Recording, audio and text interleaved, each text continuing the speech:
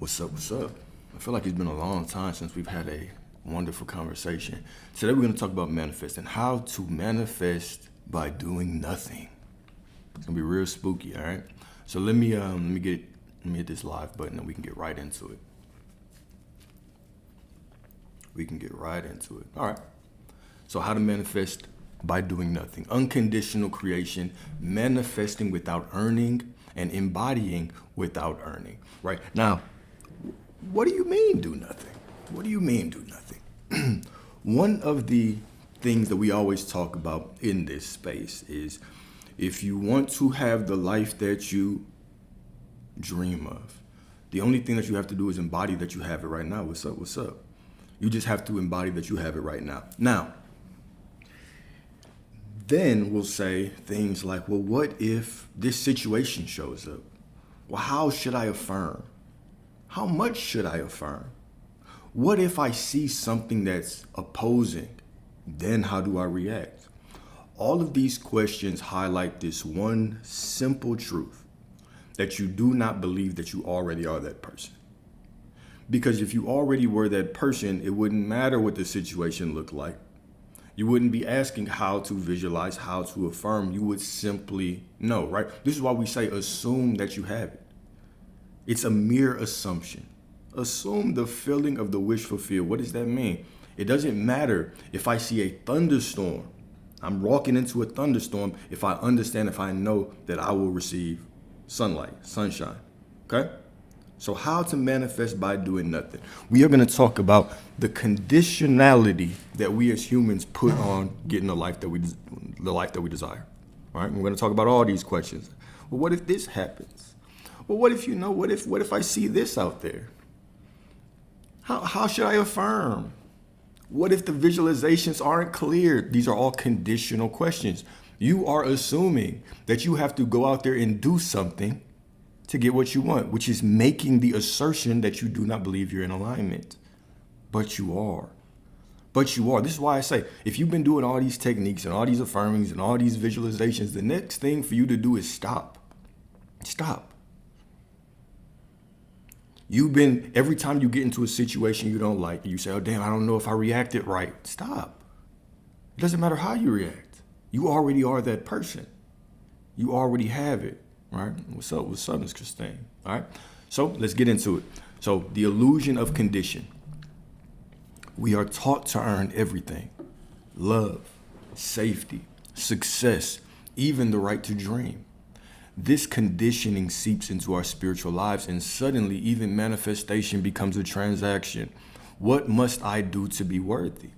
You already are. Couldn't be unworthy even if you wanted to be, because source is within you. You have nothing but worthiness running through your veins, okay? What do I have to fix to receive? How should I respond to this thing I don't like? However you want. Just simply tell the story that you already are the person who has what you want, and that means it does not matter what I see, the situation is unfolding perfectly. Okay? What should I become to finally allow? How do I allow? How do I surrender? Just say that you are allowing. Just say that you surrender. When I say that we overcomplicate this process, this is what I mean by it. And then finally, my favorite question. What do I do if the situation looks unfavorable? I misspelled looks.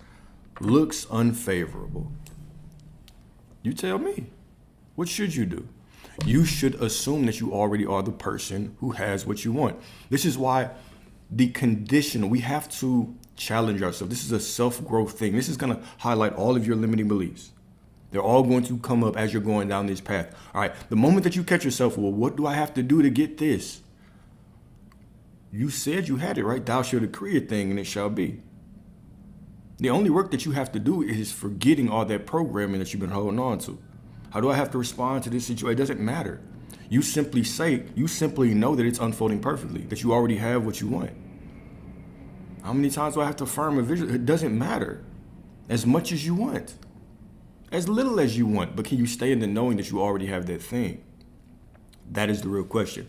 All right, so these questions do sound innocent, but they all carry one poison: condition.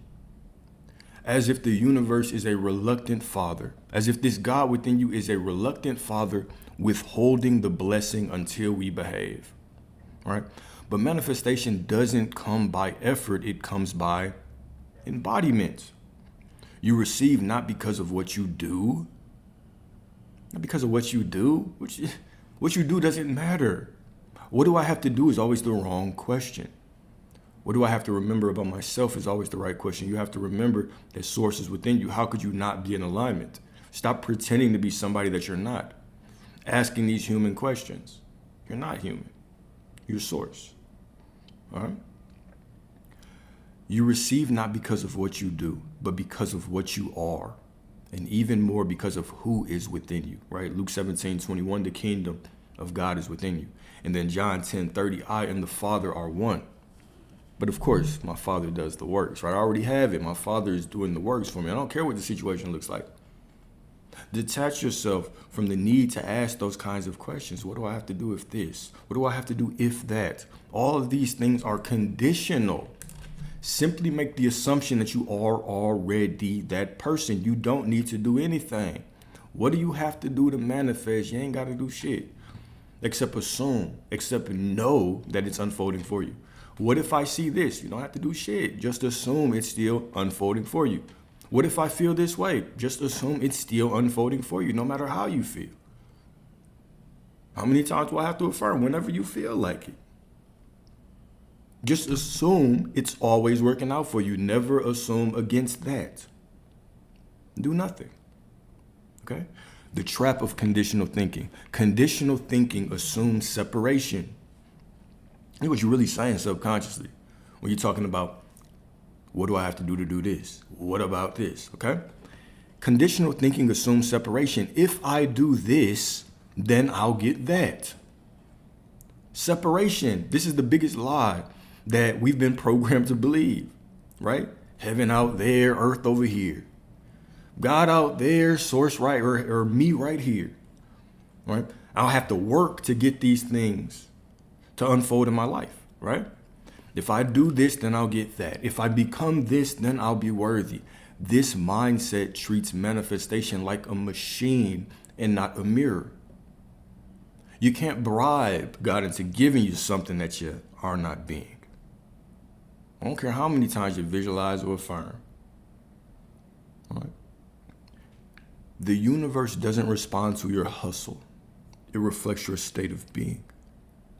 It reflects your state of being. So Matthew 13:12, to him who has, more will be given, but to him who has not, even what he has will be taken away. This passage sounds cruel unless you understand he who has the inner state, source, the inner state of knowing that everything must be working out in the image of the Creator within me.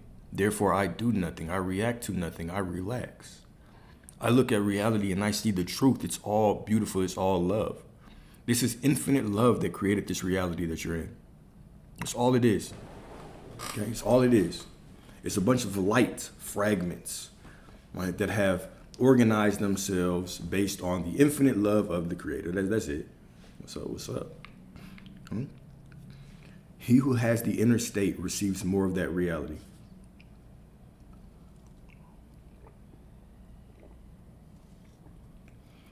My bad, Joe. It's been a day. All right.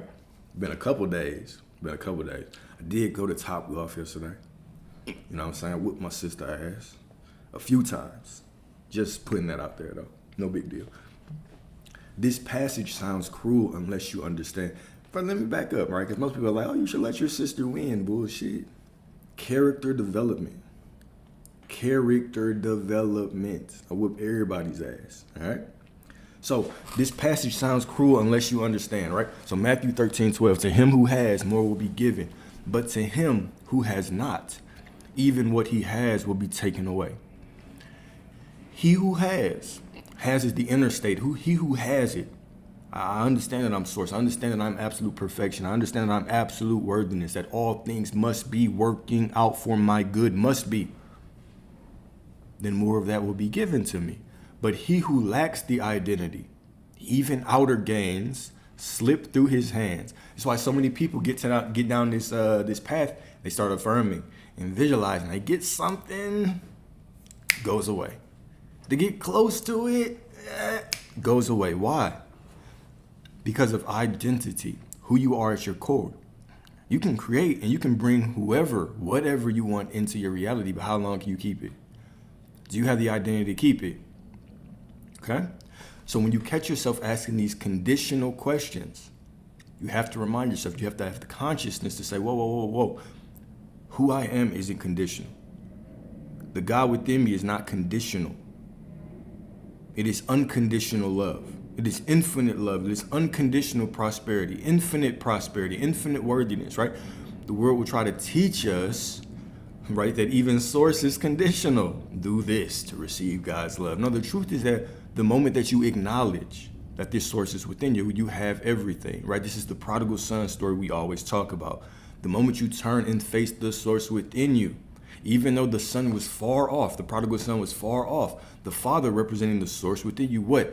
Came out to meet him. The moment he turned back to go back to his father, he said, you know what? I'm not even fit to be a son anymore. I should be a servant. The father still met him with the fullness, gave him a huge party. And whenever he started trying to confess his faults to the father, what did the father say? The father said, I don't want to. He didn't even acknowledge it. He ignored it. Source cannot even see sin, can't even see missing the mark, can't even see dysfunctionality, if that's the word, right? It'd be like us looking at a beautiful picture, right? Source is looking at the beauty of the wholeness of everything, seeing everything unfold at once, seeing the beauty of everything, the beauty of you being able to create in your own desires, to create on your own expectations, and sees the fullness of how everything can transform, and it's nothing but beauty. It would be like you seeing a painting, right? A beautiful painting. And you are so zoomed in on the painting that the little black smudge that you see, it looks ugly. You say, oh, hell no. The situation I'm seeing out here doesn't look right. Source can't resonate with that. This is the meaning of the prodigal son coming back and trying to tell the father the things he did wrong. The father not even paying attention, not even seeing, not even being able to perceive negativity. Right? Remember that. All right. So this is why chasing doesn't work. Desire rooted in lack keeps birthing more lack. Desire rooted in lack keeps birthing more lack. So he who has, more will be given. One way to think about this is to he who has prosperity, they'll get more. Another way, to he who has lack, more will be given. Okay? You become the hamster on the wheel of becoming. When you start asking these conditional questions, you are like the hamster on the wheel of becoming. What if the situation is unfavorable? What you're saying is it's conditional. What you're saying is the moment I finally confront this and I finally do this, then I'll get what I want. No, you already have it. It's already yours by divine right, by right of consciousness, right? How do I affirm? How do I affirm? How much should I visualize? Conditional. We're believing if I visualize a certain way, if I affirm a certain way or a certain amount of times, then I will be given these things. Like source is just watching you with dangling a carrot in front of you, or you running on the hamster wheel of manifestation. Visualize, affirm. You're just trying to bite the carrot. Every time you get close, he just pulls it away. Nope, not enough. Let me give you another little breadcrumb.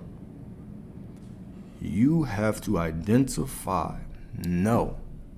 You have to identify. You have to know that you are who you say you are no matter what. Facts. You must identify with the truth. Source is within you. Know the truth, right? Don't try to bend the spoon. It's impossible. Simply realize the truth. There is no spoon. You're not changing anything out there.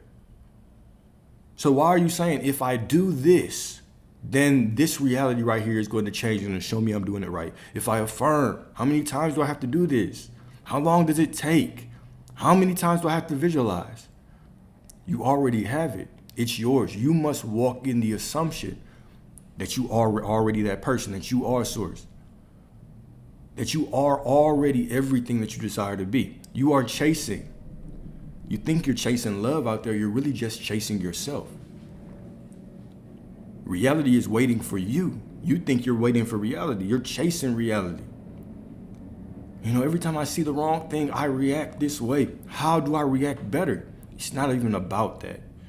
It's not even about that at the core. It's about who you are being.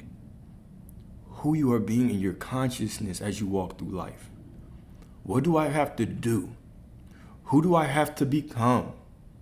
How do I have to act? Always the wrong questions. What do I have to remember that I already am is always the right question. You have a birthright to the God within you. You have a birthright to your worthiness, to everything that you desire. The only thing keeping you from it is you refuse to believe you already are that person. For some reason, you refuse. You put your power in the technique. How do I have to visualize? What if I don't do it at night? Can I do it anytime during the day? How many times do I have to affirm? What do I do if this happens? What do I do if that happens? It does not matter. You already are that person. Stop making this conditional. The God within you is not conditional. You have it no matter what. No matter what you feel, no matter what you see, no matter what you think, no matter what you hear, no matter what. Well, what about this? No matter that either. No matter whatever excuse that you are coming up with in your mind, you are already worthy. You are already that person. Stop thinking against it. Stop making this shit conditional and just be that person already. Everything that you want is on the other side of you just being that person. Realizing how divine you are. How special you are. How perfect you already are. But I still have to do this work. But I was hurt. But we did this. You still are already worthy. Do those things for you. But do not deny yourself of the truth of your being. You can't be anything less than worthy. You can't be anything less than source. You can't be. You can't be. To believe you are anything less than worthy, anything less than the attributes of the source within you, you are lying. You are pretending to be something that you're not. So when we ask all these conditional questions, we say all these conditional things. What if this happens? What about this? How do I affirm? How do I vision? Oh, you're conditional. It's conditional. Don't make it conditional. Do not make it conditional. Okay? So, let me read this one more time. This is why chasing doesn't work. Desire rooted in lack keeps birthing more lack. To him who has, more will be given. But to him who has not, even what he has will be taken away. To him who knows the truth of who he is, who they are, more will be given. To him who pretends that there's something that they're not, that there's somebody that's in lack, that there's somebody that's off the path, then more of that lack will be given to them. More of them, okay? You become the hamster on the wheel of becoming. But Source never said you must become. God never says you must become. God says you already are. Okay? You already are. All right, so embodying the source within. So mystics and spiritual masters have always taught this. So one of my favorite quotes from Rumi, of course, you are not a drop in the ocean, you are the entire ocean in a drop. How do I always translate this in terms of our humanity? How do I always translate this in terms of our humanity? You are not fragments trying to get whole, trying to become more worthy. You are wholeness pretending you are a fragment. You are source pretending you are an individual, pretending you are just flesh and bones and blood, but you are much more than that. All right? Another beautiful quote. The self is already perfect. It does not need improvement, only recognition. Only recognition, right? The more we identify with our ego, we believe in the separation, the illusion of there and here, him, her, me and them, right? I and it. All these terms of separation. But there is no separation. Right? There is no separation. Psalm 46:10, be still and know that I am God. Just be still. All right? Be still. All right, when you stop trying to get something, You stop trying to get something and you start embodying the one who already has it. Now, I want you to really pay attention to this. When you stop trying to get something, what do you ask that implies that you are trying to get something? Think of all the questions that you ask that imply you're trying to get something. When do I have to visualize? There's a question right there. That implies you don't have it. You have to do something to get something. What if I see the opposite? Then what do I have to do? This implies that you don't have it. You have to do something to get something. Instead, realize the truth. You already have it. It's already yours. It's already yours. Okay? It's already yours. When you stop trying to get something and start embodying the one who already has it, you collapse the distance between you and your desire. You stop asking, how do I get love? How do I manifest this? How do I get this? What about this? You stop asking, how do I become powerful? And you start radiating that I am love. You start walking as the one who God made in his image. All right, Genesis 1:27. So God created man in his own image. In the image of God, he created him. Okay? In the image of God, he created him. You are not a fragment of source trying to be more whole, trying to be more worthy, trying to get the things that you want. You are all that there is, pretending to be a fragment. Powerful right there. All right. So if you are the image of God, you are not separate from power. You are the expression of power. What's up, right? You are the intersection of divinity and identity. Absolute divinity intersects with absolute identity, and boom. Boom. There you are. There you are.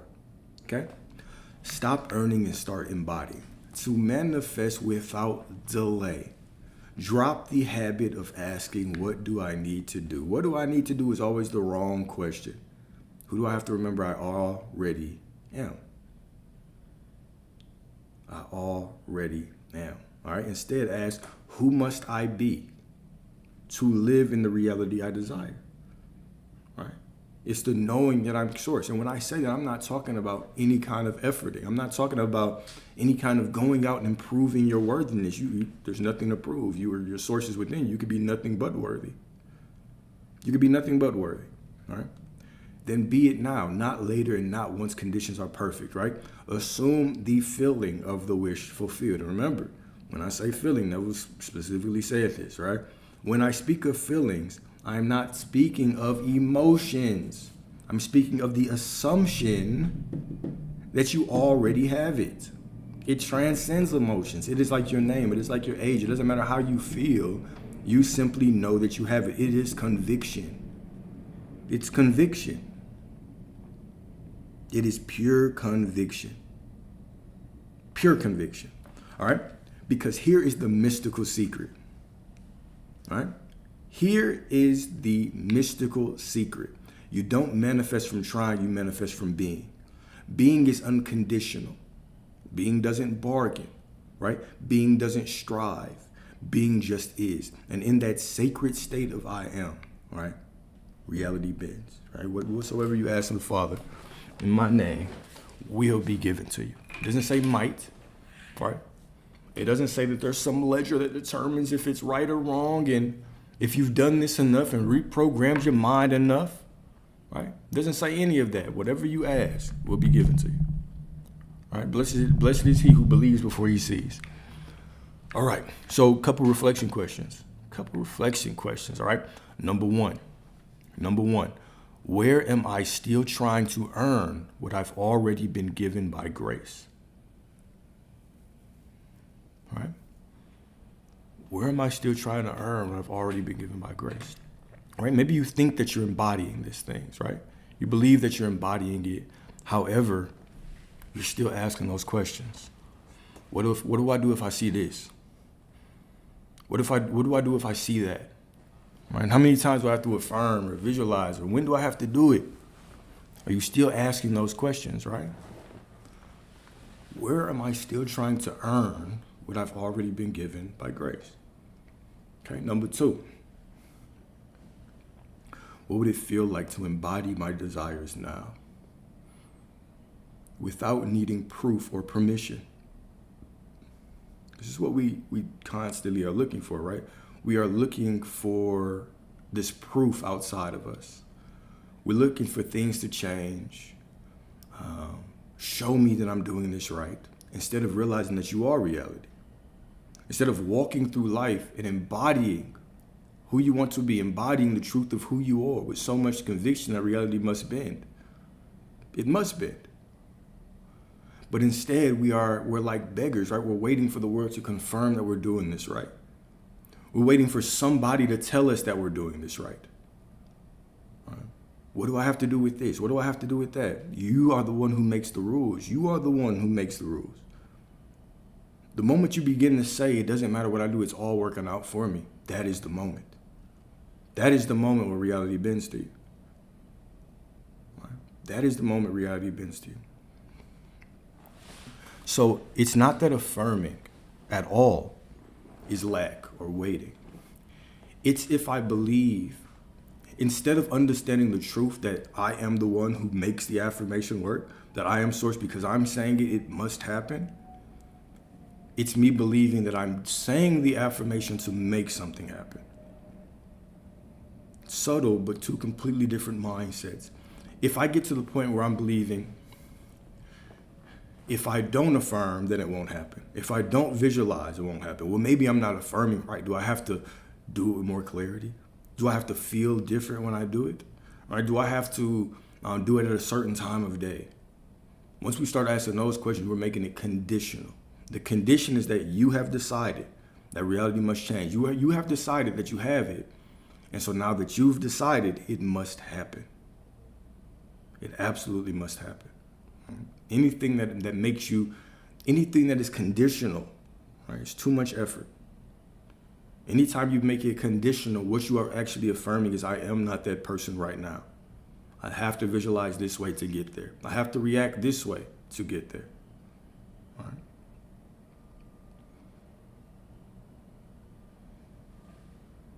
Yeah.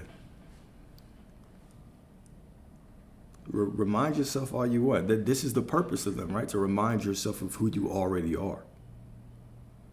Remind yourself of who you already are. You don't do them to get something. You don't do them to bargain. You do them because you already are that person. Just remind yourself, right? Just remind yourself. All right. Number 3, what identities am I holding on to that keep me in lack rather than I am?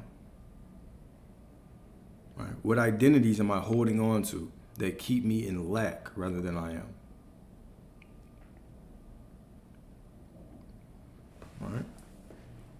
And I'm going to continue going back to the whole conditional argument, right? The when I'm still asking and making conditional requests, if I do this, then I'll be that. If I do this, then I'll do that, right?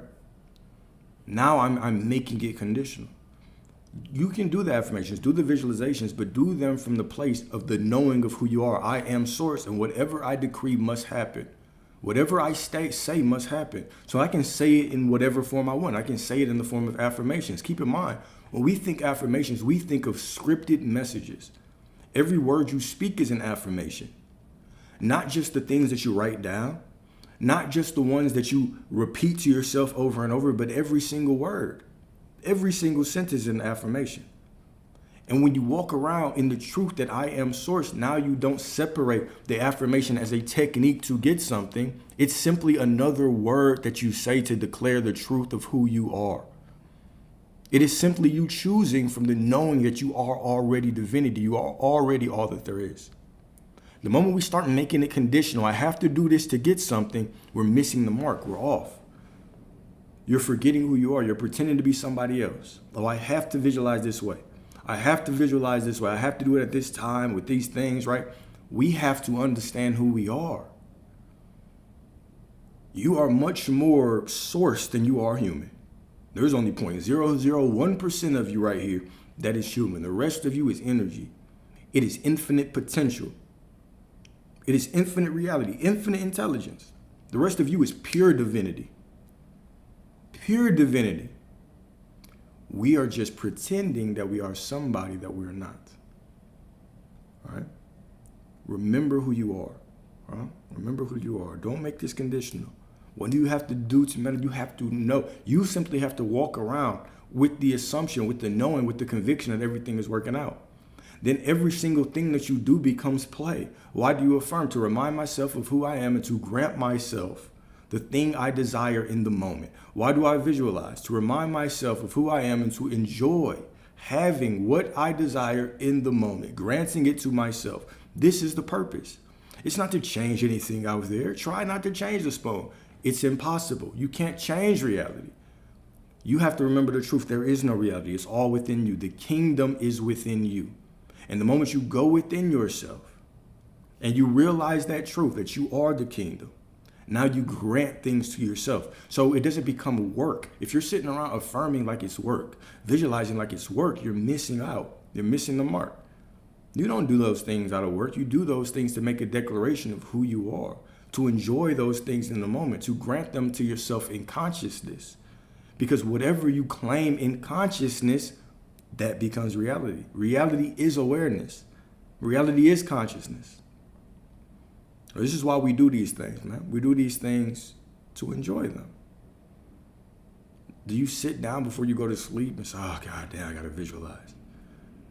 Do you find yourself, well, oh, man, I have to meditate. I have to sit down and meditate and do all these things. All right?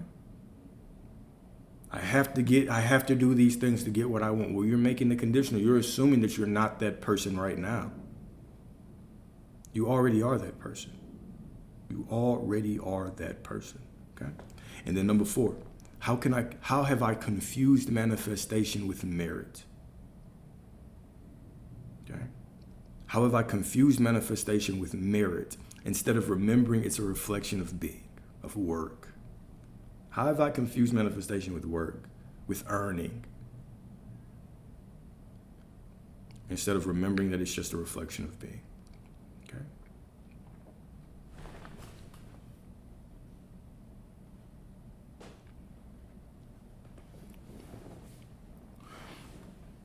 Yeah, for sure. So wouldn't then affirmations and the act of visualizing be the same thing? Conditions. Just be, have fun, and vibe. That should be enough. It should be enough. It not even should. It is enough. But remember, why I'm giving all these different perspectives is because since you are source, you are the one that also determines the rules.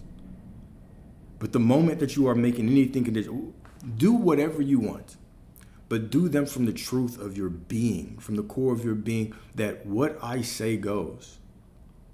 What I say goes. What I decree must be. Job 22:28, thou shalt decree a thing, and it shall be made unto thee. All right, whatever I say goes. So if whatever I say goes, then I simply have to say it. Simply say the word.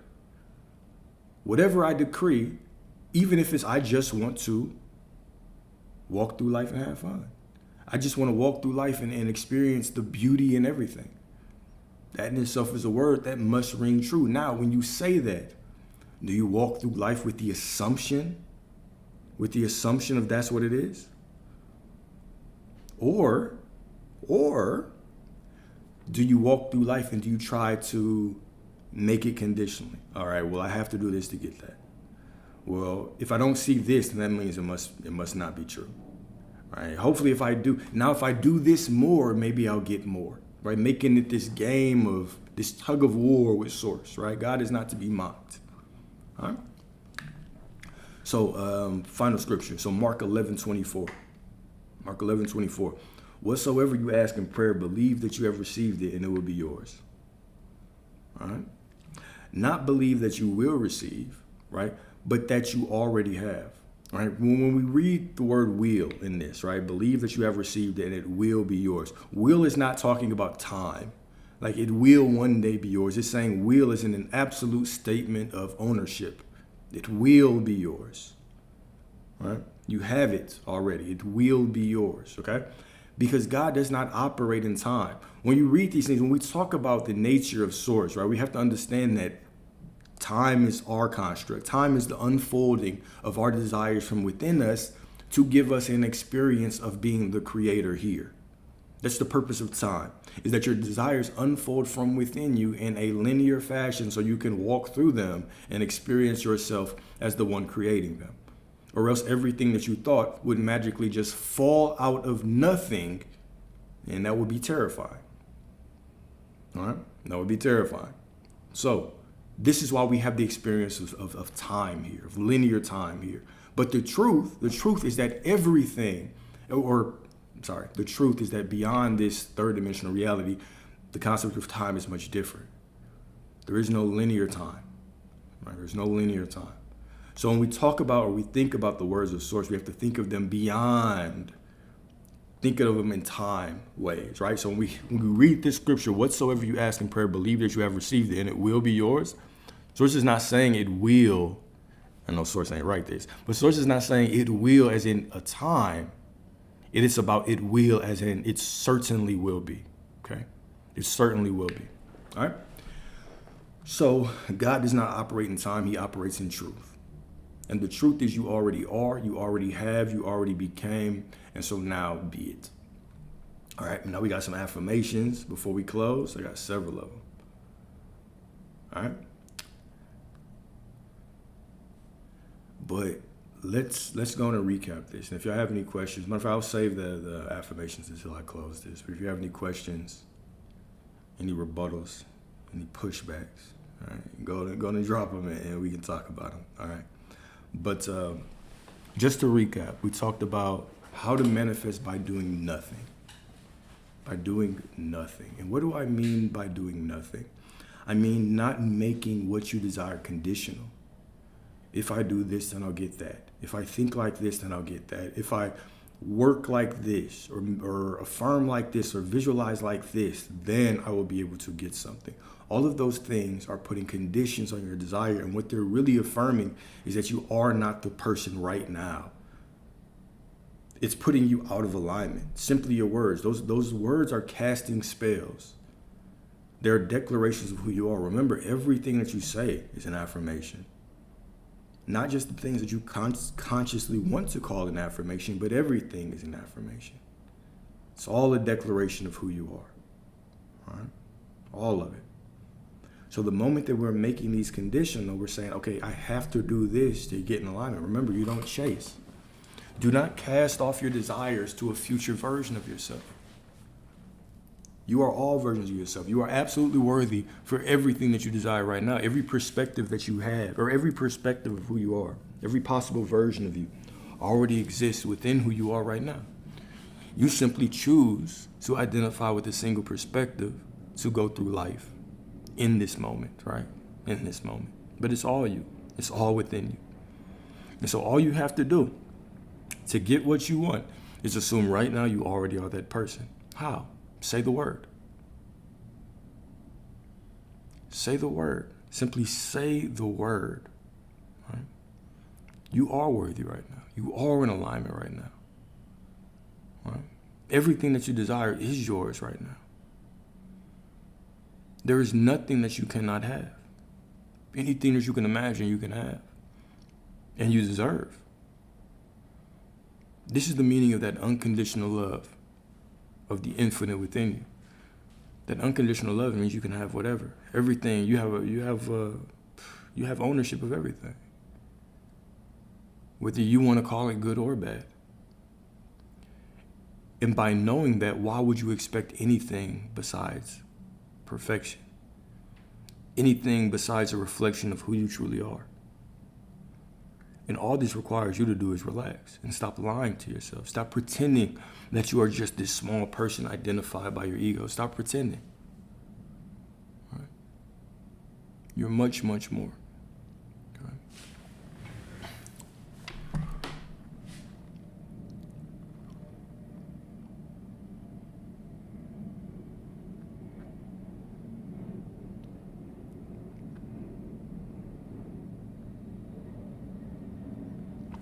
Yeah. So even on that aspect of time, right, it's interesting because, you know, the higher your awareness, how I've heard kind of spiritual teachers talk about this, is they'll say, and I haven't thought of a better way to say it myself, so I'll repeat, was that the higher your level of consciousness, the quicker things materialize for you. All right? Okay. But also, consciousness really just means awareness, right? It means presence, right? We can always tell who the most present people are, the most conscious people are, because they're able to be the most conscious people, all right? And so the more conscious you are, yes, things do materialize quicker, but the more conscious you are, it means you can handle that, all right? One of the prerequisites for truly creating a beautiful life is consciousness, right? Even if you don't know source, right? Because that's not a requirement of reality creation. Knowing God is not a requirement of reality creation. Even if you think of a highly ambitious billionaire, what do you think they're conscious about the most in their life? Right? And so they create that reality. They're more conscious about money than most people. That's how they get to the status of accumulating that insane wealth, right? They have to be. Versus someone who prioritizes being conscious about their happiness, their joy, the love. Now, does that mean that it will automatically translate to money? No, but it'll translate to whatever that person's definition of, right? If I'm conscious of prosperity, and person B and person C are also conscious of prosperity all the time, prosperity will manifest different based on our desires, right? Mine might be, just kind of having enough to take care of my family and just chilling, not thinking about bills. Theirs might be billions and billions or millions and millions of dollars. Whatever the case may be, it's very individual to that person. So, yes, things do materialize quicker. And I do believe that, the more conscious you are, the more you can handle it, because that is a prerequisite anyway, right? It is, if you want the life that you desire, you have to have this drive that you have to have this consciousness about them or this consciousness about yourself that no matter what you see, you stay married. You stay faithful to your assumption. This is what spiritual teachers say, but we're all saying the same thing. Even if you think of a business person who does not talk about God, they don't talk about manifesting, but they'll talk about work and hard and from their beliefs. But really what got them their money was their undying belief that they deserved it, that they were prosperity, that they were money, right? And it was just made manifest in its own way, right? It was just made manifest in its own way. So I say you can have whatever you want. God is not out here keeping score of who loves him more. God is infinite love. God doesn't need your love. God doesn't need your love. The knowing of the source within us just gives us an ability to relax. But does it honestly help you with reality creation? Well, it depends on how you want to think about it. Sure, right? The reminder of that source is within me has provided me comfort beyond words in all kinds of situations. Right? The knowing that I'll be taken care of no matter what I see outside of me, that's provided me great comfort, gotten me out of some very, very difficult situations, which I've talked about pretty openly, right? But if I just had the awareness that everything always worked out for me, would it still? Yes, absolutely. Absolutely. That's why consciousness is key. We tend to think of consciousness in terms of spirituality or religiousness, quote unquote, but that's not what consciousness is. Consciousness is presence, being in the present moment, being fully involved with this present moment. My mind doesn't see something and all of a sudden get blasted off to some memory 3 years ago and stay there for 45 minutes where I'm reliving some situations I don't want. I've ruined my nervous system. Now I have all these expectations and beliefs I've just been throwing out into the cosmos, right? Projecting my past into the future, and now I must go forth and meet it, right? That's when I talk about unconsciousness and consciousness, that's what I'm talking about. When I say you must be conscious, that is what I'm talking about. Right? We're either going to walk through life and we're going to create the reality we want to experience, or we're going to create somebody else's reality. Meaning we're going to take assumptions and thoughts that other people have been spewing on the internet or spewing in books or spewing on the media or TV, and we're going to consume those. We're going to internalize them, and then we're going to project them outside of us, and we're going to walk to meet them later, right? You always have the choice. So even if we want to look at this from a non-religious way, we can definitely do that. We can look at it religious way, non-religious way, what you want, right? We just, the key is consciousness. The key is consciousness. I talk about source because I like to wrap everything up in a spiritual way. But I mean, even if you weren't a believer, you could jump into this material and still embody the practices that everything is working out perfectly no matter what. You might not say because source is within me and it reflects all aspects of divinity and perfection within me, so it must be reflected outside of me. You don't even have to say that. You can just say, I am perfect. You're still invoking the name of the creator. You don't have to believe it, but same results. Same results. Right? Same result. This is why even when I talk about this and people come in, they'll have comments about things that don't even matter. Right? This is not what that means, and this, and argue for their own limitations, and then God this, and religion this, and completely missing the point. That's why it's useless to even engage with that, right? Because whether or not you care about God or religion, right? The topic of this can be consumed by anybody. Anybody. Anybody, right? All I'm saying is you have to have consciousness, you have to have discipline. When you have discipline / consciousness / presence, and you are able to say, okay, I am the creator of my reality, and I walk through life knowing that, I'm the creator of my reality, my expectations create my beliefs, or my expectations create my reality. Now I only stay focused. My awareness only stays on what I want. How long do I have to do this? Conditional. Once again, introducing a condition. How long do I have to do this? I mean, as long as you're thinking like that, it's going to be very difficult for you to get anything. Right? Once you introduce those kinds of thinking, and I know that's not what you asked, but I just felt like veering off anyway. Yeah, God is always good. God is always good. But whether or not you believe in God, you are the creator of your reality. Whether or not you believe in God, I really don't care. I really don't care about what people think. I'm not here to convert anyone on their religion. I'm simply here to empower you to live the life that you want. I'm not here to have a religious debate with anybody. I don't care what you think about scripture. I'm here to tell you one perspective that can allow you to live the life that you want. If you want to talk about some other shit, you can talk about yourself. You can talk about it with yourself. Right?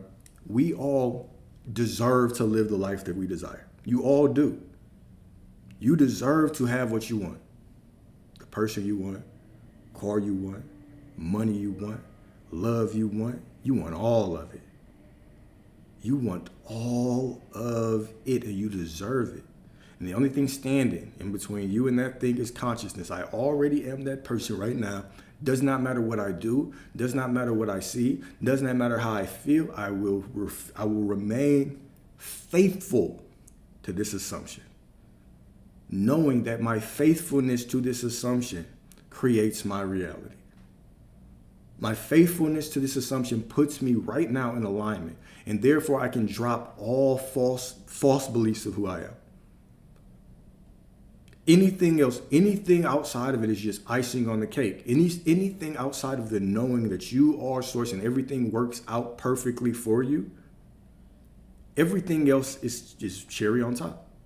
If you walk around with that one assumption, it's all working out for me no matter what. What if you see a situation unfolding and it looks unfavorable and you don't know how to respond to it? If you know that everything works out for you no matter what, if that is your dominant belief, your dominant thought, then it must. And no, I'm not saying that you have to walk around like that all day. right? You simply have to remind yourself of the truth whenever an opposite thought shows up. Exactly. Okay, so why I always say you're not allowed to think opposite is because I don't believe a lot of people, and maybe this is, if this doesn't pertain to you, this used to pertain to me, right? When my reality was shitty. I could not separate. I had a very difficult time separating thoughts that I just had that were just BS versus thoughts I identified with, right? There are certain thoughts that come in your mind and they send you down a spiral of identity. You identify with them and all of a sudden they take you down a journey. They take you down a hell of a journey. There are other thoughts that you think of and no, it's not even me. That was an old version. That's an old version of me trying to get some energy. Yeah, go away. I don't identify with that, right? For instance, if you're 30 and somebody says, hey, no, I believe you're 20. You're not going to identify with that, right? There are thoughts that are like that. They're just wrong, so you don't identify with them. But if we're not conscious, and maybe this might even be a me thing, maybe none of y'all experience this. I speak and hope that none of y'all experience this, right? But sometimes when we're on this path and we're trying to come into the understanding of who we are, we've identified with negative shit so long that it's difficult for us to just flip a switch and say, no, that's not me anymore. So until you get to that point, what I'll say is do not think against what you want. If you think about what you think against it once, remind yourself, no, I no longer am that person. What if I said it for X amount of time? It doesn't matter. Does it say in scripture, whatever you asked for the last 10 minutes will be given to you? Does it say whatever you ask for now? It says what? It says now. It specifically says now. Until now, you've asked for nothing. Meaning, it doesn't matter what you've done for the last 10 minutes, right? But what I'll say is to get over that. This is what I would recommend. If you catch yourself thinking against what you want, first of all, don't ever let yourself spiral. Don't ever let yourself start spiraling with the negative story. You're more conscious than that. You're stronger than that. You're better than that. You are absolutely better than that. Catch yourself and remind yourself first, this is not who I am anymore. I don't identify with that version of me anymore. It's just an old version of me. It's dying off, so it's trying to give me these thoughts so I can identify with it, but I don't. Push it out. Now, if you thought a negative thought once, every one time, now you have 10 times that you have to have a positive thought. You have 10 affirmations. So you better think of an affirmation right there. Turn off your radio and repeat that 10 times. What if I was doing it for 5 minutes? Hey, you got 10 times as much. So you caught yourself spiraling, you think, oh, it's about 5 minutes. You got 50 minutes. You got 50 minutes of nothing but positively. Get the Parrot app. Go and download it, speak a couple affirmations, and play it for 50 minutes. All right? We're here to change your identity to the point where you're not identifying with those thoughts anymore. Till it becomes so simple that if somebody says something to you, doesn't matter how you feel, you can simply be like, whoa, that's your reality, not mine. Even if it triggers you, even if your stomach does the Tootsie Roll inside of you. Your stomach is twerking inside of you. You're feeling crazy as hell. Or you can still say, no, I don't identify with that anymore. That's not who I am anymore. Right? But the only way, the long term, right? The only way, these techniques are great. The techniques are cool. They're wonderful. They're fun to do. But what is really going to get you to where you want is consciousness, presence, being in the present moment, which you really already are. Naturally, you already are in the present moment, right? That's just what it is. Now, are you actually living here? Or mentally, are you living somewhere else? In this present moment, are you creating what you want here? Or are you pulling thoughts from 10 years ago into this present moment to create more of the future with it, right? So presence consciousness is going to be the number one important thing. How do you work on that? You could do a lot of things. Do things that enhance your consciousness. Like what? Challenge yourself when you are in conversations, all right, to stay as present as you can with that person. Look them in the eyes. Truly hear out what they say. Make sure that your mind is focused on them. Drop what you have to do in the external world. How else? Writing. How long can you write? Set out an hour in the morning where you can write. All right? Meditation. Set off an hour of time where you meditate. All right? What if you can only meditate for 5 minutes? I guess you're just going to be sitting there in silence by yourself then. You got to sit down for an hour or 30 minutes, however long you decide to do it. If you can't do it, you're just going to be down. You're just going to be squirming and squilling around. Okay? Take walks. No headphones, no music. Just you and in nature. How aware can you be of what you're seeing? How present can you be to where you can just look around and you can notice things? You can look at the nature, you can look at whatever you want until your mind starts telling stories about the things you don't want again. Right? Do things to be present. When you are driving, turn off the music. Speak affirmations. Stay present. Pay attention to the road. Do not go to sleep. Pay attention to the surroundings. Be present. Okay? Set time away from your phone. Right? When you're cooking, just you and the food. No music, no TV. Take things to increase your presence, your consciousness. Why so many people struggle with their presence, with their consciousness, is because they're full of distractions. There's 10 things on every moment. You're sitting watching TV while scrolling on your phone, while having a conversation with somebody. You're not present with any of it. You're on the phone with your mom while working at the same time, while trying to cook. We try to multitask our life. We divide our energy all the time. And then we wonder why we can't sit still. We wonder why we cannot focus on a singular thing. We wonder why we can't focus on a singular thing until it comes into fruition in our life. I want you to be obsessed with what you want. I want you to lock on to the assumption that you already have it with so much passion, so much conviction, that it does not matter what you see, what you feel, what happens. It doesn't matter. You stick to the knowing, the truth, that it's all unfolding for you. Because you deserve it.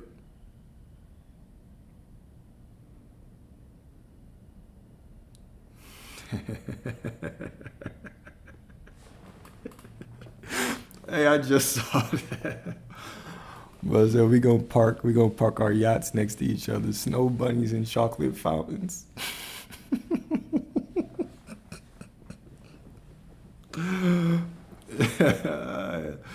Absolutely. Absolutely. Absolutely. If you hit me up, I'm there. If you hit me up, I'm there. Everyone talks about it being an illusion and how we should transcend it, but don't talk about you first have to be able to stabilize 100% or else the mirror is going. Yeah. Exactly. No, I completely agree. So the statement is, time is our friend. Time is our friend right now. Everyone talks about it being an illusion and how we should transcend it, but don't talk about how you first have to be able to stabilize 100%, or else the mirror is going to slap you around a little bit, right? Which is very true. Everyone is very impatient with time, and they're, if you say it's instant, why don't I have it? I mean, I want it right now, right? But the truth is that if you had everything that you thought about in the present moment, most of us would have already killed ourselves. Should I have said that, or should I have said something? Nah, whatever. Most of us would not be here anymore. Most of us would not be here. We would be in such terrible situations. Right? Such terrible situations. Right? It's like saying, okay, try not to think about an elephant. Now everybody's thinking about an elephant right now, right? What kind of elephant you thought about is going to depend on how sick you are. Some of y'all are probably super sick, thinking about crazy things, right? But time is an experience. Think of time as an experience of fulfillment. That is what it is. It is an experience of fulfillment. You have a desire. You grant it to yourself. And now you walk through reality. You walk through reality and you experience the unfolding of that desire from within you. That's all it is that your desire, what you experience, what you expect, what you grant yourself, it casts a shadow. In the shadow, you experience the shadow through linear time, right? The desire basically unfolds from within you.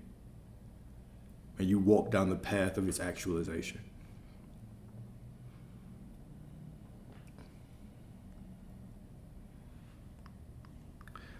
And I think also why we can get very frustrated, and I've been there, where I was very frustrated, right? Months would pass, and I'm sitting here focused on getting something, and I don't realize all the blessings I've missed out on, all the opportunities to create that I've missed out on, right? The truth is that you're not here to get one thing.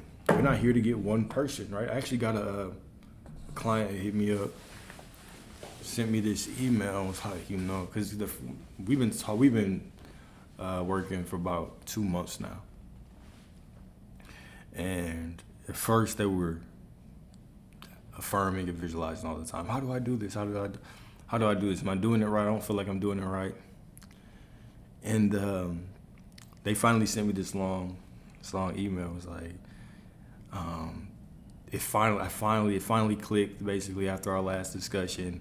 And the person that I was affirming and visualizing, the moment that I stopped and just knew that I was loved, that who I was actually affirming and visualizing and trying to chase wasn't them, but it was the version of me who simply knew that they were loved.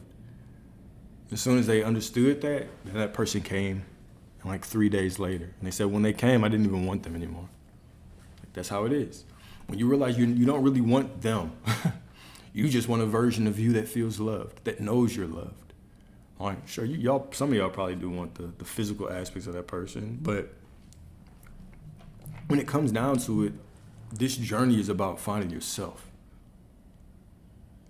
This journey is about you searching for yourself. There's nothing in that person that's going to complete you. Right? Nothing in that person is going to complete you, make you feel more whole, make you feel more worthy, make you happier. They won't. They won't make you feel happy at all. Right? And you'll realize the more that you get to the point where you don't really want them anymore, that's the more where it comes in. All right? And so, I repeat it. So to explain it is, they were doing the visualization and the affirming, but they were doing it from a state, and I could tell from their questions, I was trying to guide them to it pretty sternly, that you're doing this in lack. You're looking for the wrong thing. You are what you're looking for. You are trying to change them to make you feel something that you don't believe you can feel by yourself. When the truth is that it's not about a feeling. It's a knowing. You've always been loved. Once they understood or noticed that, oh shit, you're right. I was just looking for a version of myself within that person. But I've been that person all the time. I've been that person this whole time.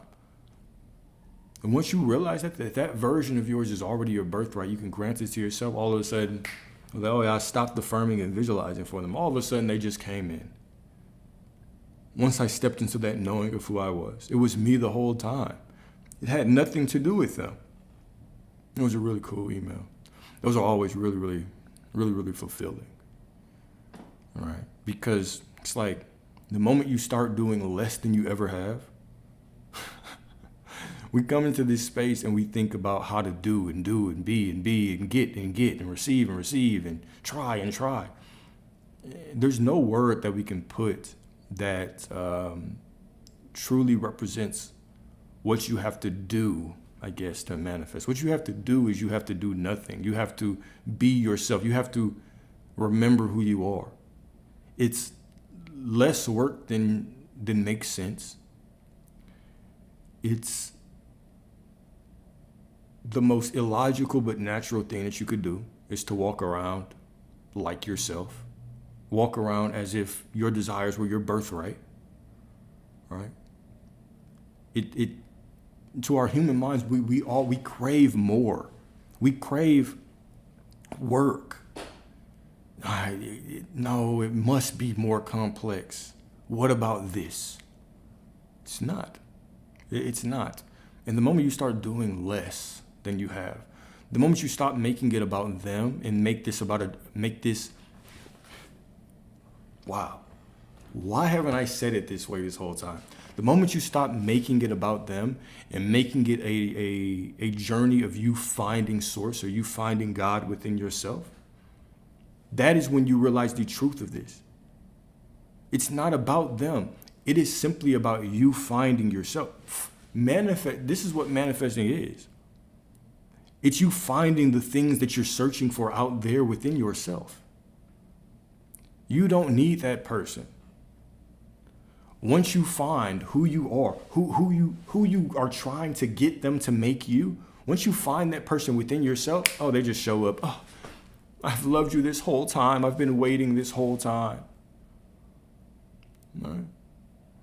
Oh, I was just waiting for you to reach out. I just missed you so much. And you're like, oh shit. Oh, well, I missed me too. And now that I found me, here you are. You do all this hustling, trying to find the money outside, and it doesn't show up. Every time you touch some money, it slips away. You can spend it faster than you can make it. And then you find that source within you that you've always been taking care of. Boom. Now it starts flowing into you. It's about finding yourself. It's about remembering who you are. It's a journey within. Once you eliminate everything outside of you, you simply make it about you. This is when all things can be added onto you. Seek ye first the kingdom, and all things will be added unto you. And we, even when we simplify it like that, we still try to look for things out there. Well, what if I don't see it? What if I don't see a way?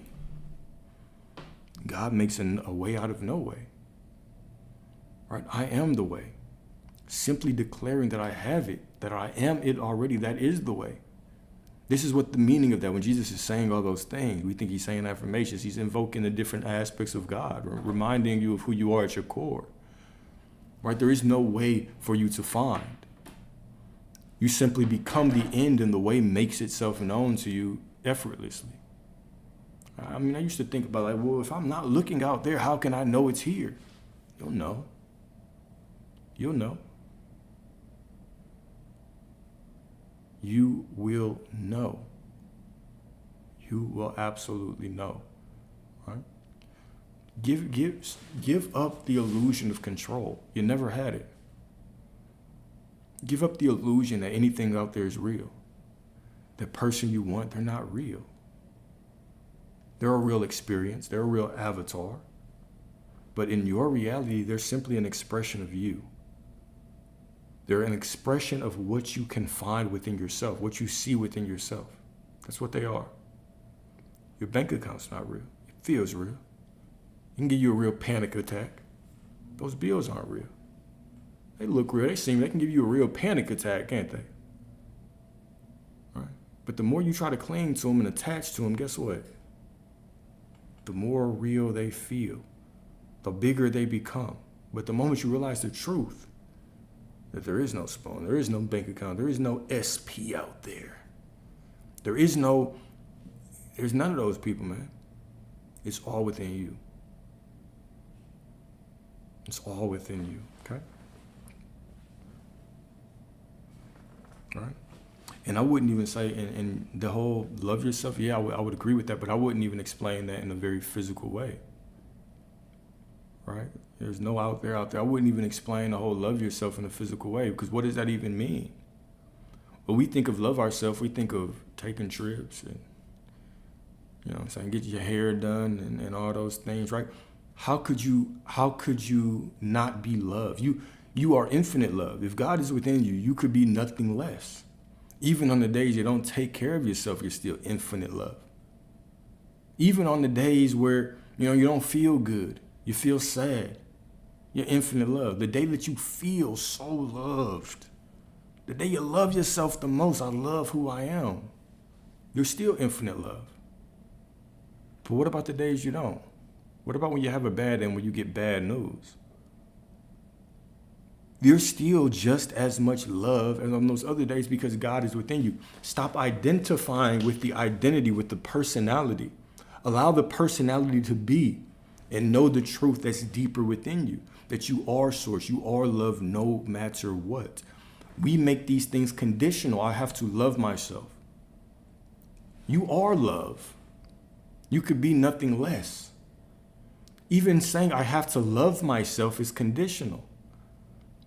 What about the days where you don't? What about the days you wake up, you look in the mirror, you don't feel good? And you believe you have to conjure up some feeling of love. Does that mean on those days you're not loved? No, you're still just as worthy. You're still just as much love. It's not about a feeling. It's about the truth of who you are. Right? We come to this place and we think, okay, what about worthiness? I have to be worthy. And then we start to try to conjure up some feeling of worthiness. What is a feeling of worthiness? Just by thinking I have to feel worthy is implying that I'm not naturally that. How can you be or try? How can you try or strive to be something that you were born as? You were born worthy. You were born love. You were born source. This puts you in alignment with everything that you want already. This puts you in line with everything that you want already. Is simply that, knowing I am source, I am infinitely worthy, I am infinitely loved. What is there to be now? What is there to strive for? What is there to work for?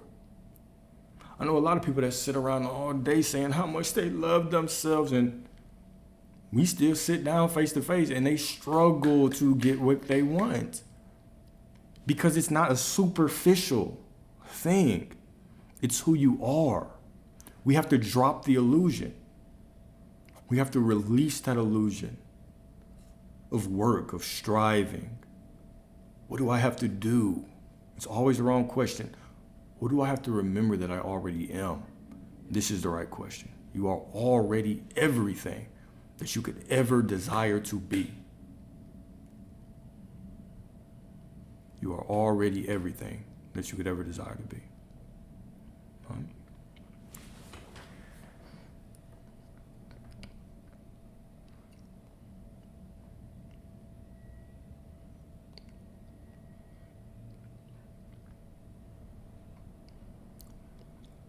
Okay, let's talk about, we can even talk about happiness, right? Because, we often say things like, feeling is the secret. You've got to feel good to manifest. That is a limiting belief. I've never met a single person, that wasn't locked up. You know what I'm saying? A jacket that could be happy 24/7. Never met them. Never met that person. Never met somebody who, no matter how bad the news got, they were still always happy. Right. My grandfather, right? My last living grandparent. Every time I call him, for as long as I can remember, right, whenever I call him, he'll always answer the phone the same way. I'll be like, hello. I'll be like, what's up, Papa? I'm like, how you doing? And he always says, fantastic. Fantastic. Right? I was like, oh, Papa always in a good mood. But even when he was sick, his mood got down, right? You'll never, the most positive person that you know, if life comes and hits them, they're going to feel down. The most positive person you know, do they have everything that they desire, do you believe? In the times where you felt the happiest, were there still things that you desired? Right? We could probably think of people that you believe come off as angry. They always look angry, always arguing. Do they not have the things that they want because they don't walk around acting happy? So how can we say that feeling, that some emotion is the key to creation? In terms of how it impacts the world, emotions impact the world no more than actions do. They're both on a very low level of creation. You're simply matter trying to change matter. Very low levels of creation. The highest level of creation is the understanding that you are, well, one of the highest, is the understanding that you are source, is the understanding that your thoughts, your beliefs, your expectations create reality. It is your assumptions. It's knowing yourself to be the son of the Most High. The situation might not look perfect, but the source within me is perfect, so the situation must be unfolding perfectly. Anything else is in vain, right? Trying to work my way through and change it out there, it's hard, it's difficult. Oh, the world's collapsing, trying to keep my emotions happy. Oh my God. You're gonna drive yourself crazy. You're just gonna create more of that bad situation because you're suppressing it and you're not looking at the truth of what it is. It's simply a reflection of you. What is it trying to show you? Right? When we try to just mask our bad moods and change our feeling to happy and don't want to be angry, gotta stay happy to manifest. What you're doing is you're actually suppressing the truth. You don't even allow yourself to get clarity. The things that you don't like in your life are just giving you more clarity on what you want, what you actually desire. But you don't even allow yourself an opportunity to look all the way in it when you're just trying to ignore it and suppress it and run from it like you're not the creator of it. You are source. You are divine. Why would you run from anything? You are source. You chose this before. All you have to do is choose differently now. There's nothing to run from. There's nothing to try to be. You are already everything. You are already everything. Okay.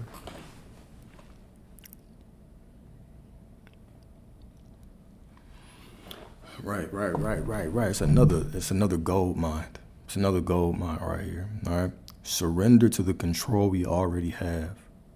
I'm learning that day by day. I'm learning that day by day, the less I do, the more I receive. We have so much control naturally, but once we grasp and try to control shit, we lose it all.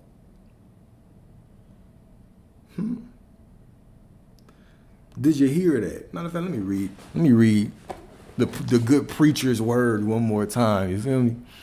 I'm learning that day by day, the less I do, the more I receive. Here's the gold mine right here.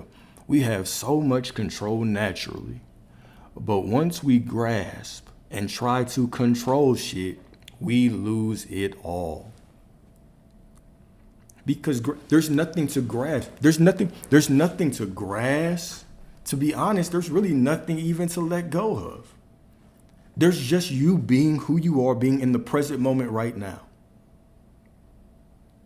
That's all it is. It's you walking through life, knowing yourself as source, choosing what you want to experience, and enjoying every moment of the unfolding of all your desires. This is it.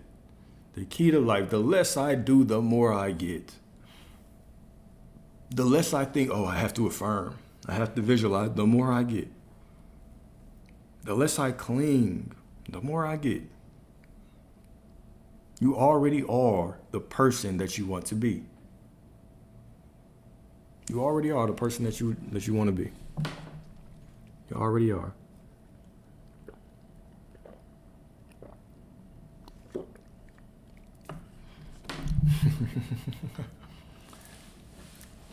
Was that a different flower thing? Was that the flower thing I was talking about? Or is that your own thing? Gotcha. It's crazy the things that we can, yeah. So on collective consciousness, that's a good question. So do you think some things are collective consciousness? Like I'm sure you didn't manifest for. Yeah, absolutely. That's why when people make smart ass comments like, well then why don't you just manifest world peace? I'm like, okay. All right, smart guy. Yeah, there's collective consciousness. Absolutely, right? This is why, you have to think, this is why the world is set up this way. The world is set up this way because a few people have a lot of benefit from how the world is set up, right? So think about it like this. If I sell the world the concept, let's talk about America. If I sell the world the concept of the American dream, work like this, 401k, 403b, 82C, right? Whatever you want to call it. You work like this. You are inside of this construct, and the dream is to get a house, and then you retire when you're 60 and you go off into the sunset and you die, right?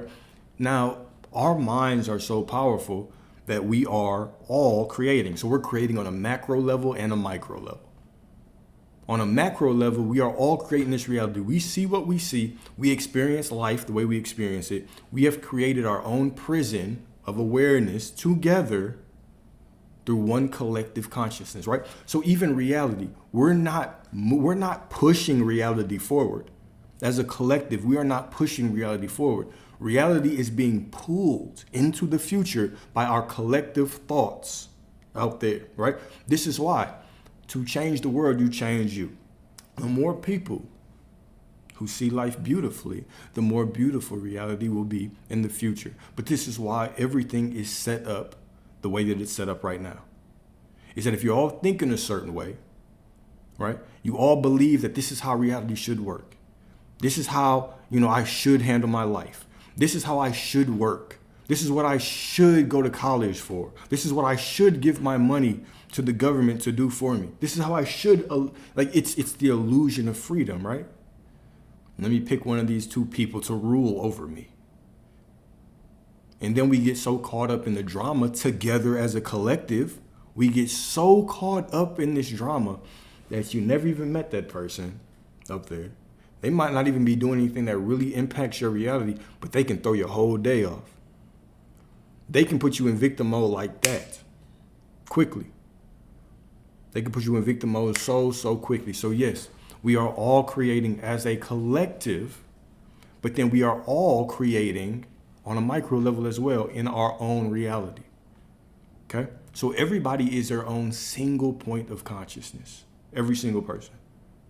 But within every single person are infinite versions of them. In my Father's house are many mansions. This is what scripture says. In my Father's house are many mansions. The Father's house is you.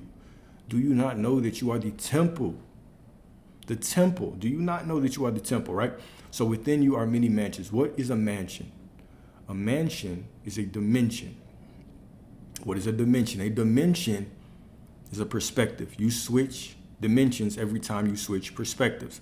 The perspective of lack is a dimension. You have entered the lack dimension. The dimension of prosperity is a dimension. You have entered the dimension of prosperity. Stay there. Stay in that dimension. I need all of y'all to stay right there in that dimension, in the dimension of prosperity, and never leave here again. All right? So you have infinite versions of you within yourself. Now, the moment you meet somebody, what happens? Y'all have a conversation, lolly-dolly-dolly, y'all start flirting or whatever the case may be, talking about whatever people talk about these days, and you start forming assumptions, expectations about them. And what happens is you start to call forth a version of them in your reality. So we are all 8 billion people on this world, 8 billion different realities. Now, because I'm the single point of consciousness, this also brings in the free will. Well, I can't change somebody. Wouldn't that hurt their free will? What about free will, Dwayne? Let's talk about that. Let's break free will down. You have free will in your reality. They don't. They have free will in their reality. You don't. So think of it like this. You're walking through reality. You meet somebody, okay? You meet somebody, and all of a sudden you make expectations. You meet that woman that you want. She's fine, the way you like her. You meet her on your yacht. She thick. She fine. She tell you all the right things. Her words are like poetry, okay? Nothing but lust in the beginning. Lots of sex. You feel like you connect. But then all of a sudden she does something that reminds you of your ex. Or he reminds you of your ex. And you start thinking, are they all the same? I hope this person's not like that as well. But now your mind starts to wonder. And you start to, now wonder if they're doing it. Let me keep a closer eye on them. You always find what you're looking for. You always find what you're looking for, right? So if you want to go through that phone, just know you're always going to find what you're looking for. This is how reality works. This is how reality works, okay? So now, you start looking for it. Your expectations start getting deeper. You start seeing them doing this and doing that, then all of a sudden they prove it to you. Damn, that was it. You are like all the others. That assumption solidifies. Really, that assumption was always solid. That was always your assumption of men or women in the beginning. But what do we say whenever we see it? We say, it was just my intuition the whole time. I knew it. It was intuition. No, you just called forth a version of them that had to fit your expectations. They had to. It was law. It was absolute law. So you're interacting with a version of them, but they have infinite versions of them. Infinite. So you're never going to even change this version. You simply go within yourself, change your assumptions, change your identity, and you call forth a different version of them. This is it. It's all about you. In their reality, they're calling forth different versions of you. So the version of me that some woman receives when we're dealing with each other, and the version of me that she receives, they're always going to be different. We're still in two different realities. So you can have whatever you want and you don't infringe on anybody's free will. Let me even put it in a different way. What you expect out of somebody, what you truly believe, the conviction you have about somebody, calls forth the version of them whose free will is in alignment with your expectations. So if you believe they're a cheater, the version of them with the free will to cheat in every way possible is going to come forth. Hey, I'm here. Let's get busy. let me justify all those negative expectations. Let me tell you the truth about yourself. This is what they're really saying. Let me tell you the truth about yourself. Let me show you your expectations. Let's go. This is poetic. This is the ultimate definition of you come downhill and you experience reality to get to know yourself. Or like we prefer to say it in a very humble way. We prefer to say God decided to come down here to experience himself as you and learn himself as the creator. The same thing. It's the same thing. You decided to jump into your mother's womb and bite from the tree of knowledge of good and evil, which is just biting into that tree of duality, starting to judge things as right and wrong. And you were birthed into this world with what? With a ego. The ego is the representation of biting from that fruit. You came down here, you started walking around and saying, this is good, this is bad. Right? Because the story of Adam and Eve, like we talked about, is a story of consciousness. Adam is the conscious mind. Eve is the subconscious. Adam is the masculine. Eve is the feminine. Same person. Two different aspects. This is why, even though Adam had the thought, even though we want to make this a story of gender roles so badly, we can't, let's make it about gender roles. This is why Eve went and carried out Adam's curiosity without him. This is how your subconscious mind does it. Right? He was told not to eat it, right? Might not have wanted to eat it, but the expectation was to go get it. And so his subconscious goes and carries out your expectation. This is also why Eve was created from within Adam, right? Sourcing the story didn't what? He didn't go out and use dirt to create Eve. He didn't create Eve from anything outside. He created her from within. What does that symbolize? Ain't nothing out there. It's nothing out there. It is nothing out there, right? Adam also represents the conscious mind, right? What was Adam's task? You have dominion. Name the animals. What do the animals represent? Everything. Everything. So you, with your conscious mind, that's why we talk about consciousness, presence. You with your conscious mind get to look out at all creation and name it. I name this prosperity. I name this a sign that everything is working out. I name this a sign that the money's coming. I name this a sign of this, a sign of that. You are the one naming everything, which is what? The purpose of your conscious mind. The purpose of your conscious mind. Right?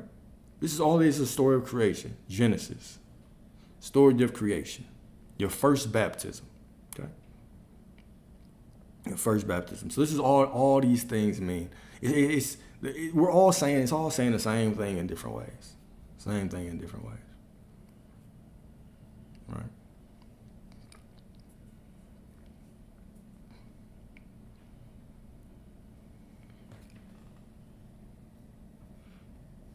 Facts, right? It's another pushback that I always get, right? Is, but I have to be realistic. You are reality. What you determine is realistic, that is reality. Well, what do you mean? It doesn't feel realistic. Well, it's not about what it feels like. It's about what's the story that you go back to the most. Or what is belief? What is truth? What is faith? What are all these things except what you constantly tell yourself in your mind? What are they? Or how do you define belief to somebody, or faith? Well, and belief is just a knowing. Well, how do you define a knowing? How do you define a conviction except what you constantly go back to as the truth in your mind? The story that you're telling yourself, right? I can say right now that I believe something, but if my mind is always going to a different story and saying, oh, and fearing this instead or thinking about this instead, well, which one do I believe in? Can't serve two masters. Which one? You have to serve one. You can't have two. A double-minded man is what? Unstable. Unstable. All right? Double-minded man is unstable. And so, and like I said, right, so you can get all of this without knowing source, without believing in source. Why I wrap this all in spiritual context is because spirituality is a big part of my life, so it has to be a part of what I say. Has to be. And also because the truth, reading scripture from this perspective just changes the game. Right? Instead of reading this like a history book, it just changes the game, man. This is what you want, right? You go through life, and I always say this. Let me sit back and say this for real. We go through life of looking for a savior, right? We want our parents to save us. They tend to fall short. We want our teachers to save us. They tend to fall short. We want the church to save us. Right? How many people in church crying, still poor, still can't pay the bills, right? Just being pandered to. We want our exes, we want our spouses, we want our friends to save us. We can't always trust them. And so you walk through this life with this craving to be felt, to be heard, to be seen. Someone that you can actually trust in. Right? And you come into this space and it's like, okay, well, if I couldn't trust any of these people that I could see, how can I trust something that I don't? So you want this beautiful life. You want your life to be better. You want your life to be better. But now we walk into this place where it's like, okay, we have to be worthy and give it to yourself. And we still think that there's something out there that's judging our righteousness, that we have to earn it. And so we make things conditional again. And we, if I do this, then I'll be worthy. Or if I do this, then I'll be loved. Right? If I do this, right? Like Source is just up there. He ain't up there. There's nothing up there, by the way. Well, this thing's up there, but it's definitely entities out there. Right? But Source is within you. God is within you. So we act as if there is this leisure, or there is this, this judgment that's telling us, or that's judging everything that we desire and saying if it's right or wrong. Right? When you look outside of yourself, you find nothing but yourself, because everything out there is a mirror. We think of fancy words to say, right? Like cognitive bias. We have psychological terms to describe this. The more that you look for things outside of yourself, you're just going to find more of your beliefs. You're just going to find more of you, because everything out there is a mirror. But when you go within yourself, you find nothing but God. You find nothing but Source. That's what Christ or Jesus was trying to teach us. Right? The kingdom is within you. Right? When is the kingdom going to come? It's not something that can be observed with eyes.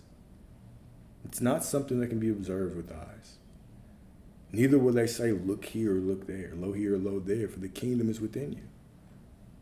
Right? So we're taught this, we're told this, but we want to ignore certain things. Right? But all of these stories are very, very, they're metaphorical. They're very metaphysical stories. Right? We've broke down several of them. But really, at the core of this, what you're trying to find is that source, that power that will never fail you.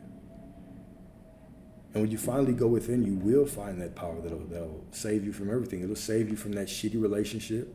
It'll save you from the bill collectors. It'll save you from the repo man. It'll save you from everything out there. Because there is nothing out there. There's no out there.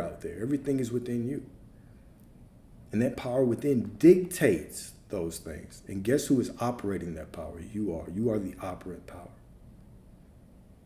All right? The church will have you wait.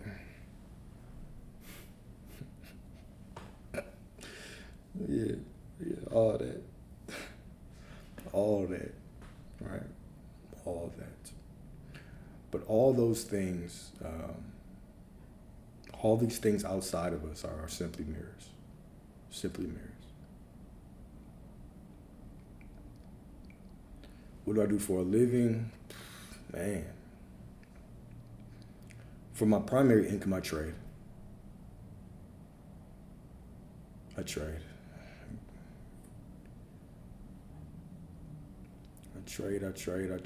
primarily.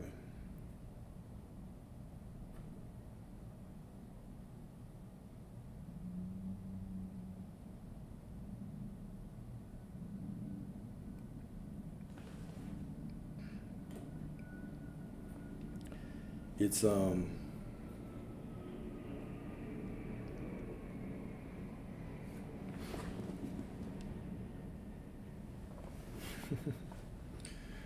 yeah. Trading or investing, let's put it like that, it's always, well, not investing, but trading in itself is always a test of discipline. We talk about trading a lot in here. But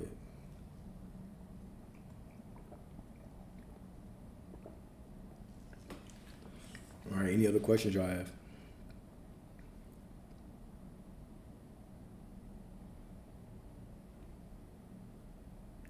Remember, you are your savior. Okay? I'm going to wrap this up and do some affirmations and let y'all have a beautiful, beautiful evening. Remember, you are your savior, right? No one is here to save you, and that is fine, because the awakening of your own consciousness is your savior. This is how you will receive everything that you desire. Everything. Right? There's nothing out there. Right? Everything that you desire is already within you. It is unfolding from within you. You already have it. Nothing is stopping you, right? Stop making it conditional. What do I have to do to get this? What do I have to say? What if I see something out there? It doesn't matter because you already have it. The moment we start making things conditional, right? How and what about this situation? None of those situations are special. You are the source. It's all within you. Nothing that you see out there is special. There's nothing out there. Nothing out there. Right? Simply accept what you desire is true and know that the God within you will always make a way. Your I am awareness will always make a way. Okay? Always make a way. And don't even think about it as a feeling. It's simply a knowing. Right? Simply relax into the knowing. Even thinking that it's a feeling is the conviction, right? I've talked to a lot of people like that. Right? I know the truth now, but I'm just trying to feel it. I guess I still have work to do to feel. You're making it conditional again. You're making it conditional. Well, why do we constantly think that our alignment is tied to a future version of us? All versions exist within you right now. You are who you have been waiting for. Lord, I am not worthy to receive you, but only say the word, right? Only say the word. You are the one who says the word. I am worthy right now, no matter what. What if you don't feel worthy? Doesn't matter. You still are, because source is within you. What if you feel worthy? You still are, because source is within you. What if I felt worthy yesterday and I think I still have some work to do? Doesn't matter. You still are worthy. It's all you. It's all you. And the only thing that you have to do to get out those habits is make the decision right now. Make the decision right now that you are that person.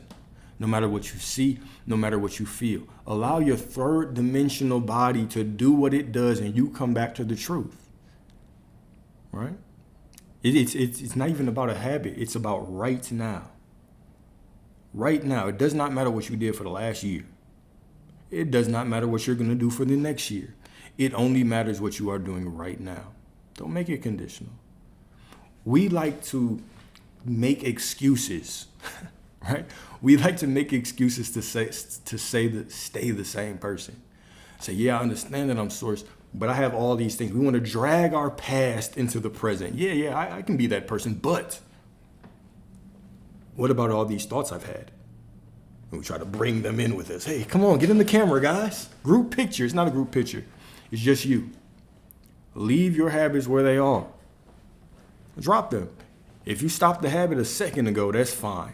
Who are you being right now? Who are you being right now? Right? That's it right there. We're always looking for evidence. This is the Pool of Bethesda story. Always looking for evidence, right? Waiting for the water to stir. For an angel to get in the water and stir it. Right? Thinking that that's the evidence that things are changing. And by the way, that story of Bethesda, right? The Pool of Bethesda is a biblical story. But I got it from another creator who said it the first time. And I just kind of dove into it and looked at it from a different perspective. But basically what this story is about is there's a bunch of crippled people, sick people, right? And they're standing around a pool. They believe at a certain time of the day, an angel got into the pool, stirred the waters, so they could see the water moving, and whoever was the first person to get in the water would be healed. So imagine that shit. Now you can replace sick with whatever you want. A bunch of people in lack, a bunch of people who felt betrayed, a bunch of people who didn't have love, who couldn't see money, thought that when the pool stirred, when an angel got in the pool, because they saw the pool moving, the water moving, whoever jumped in there first got healed, right? And so Jesus showed up to the pool. Jesus, metaphysically, represents you, your I am awareness, your spiritual big brother trying to tell you, be like me, right? This is what Jesus represented. If you want to read it as a history book, hey, we ain't talking about that right now, okay? So Jesus shows up and says, hey, don't you want to be healed? What's up with you? And the man starts making all these excuses, just like we do. Just like we do. All right, he says, I'm just waiting to get into the pool, but I can never get there. And even when I have somebody who can carry me, people always beat me to it. Just arguing for our limitations, right? Clinging on to the old. What about this? What about I was doing this? What about that? And Jesus specifically said, I didn't ask you about that shit. Who are you?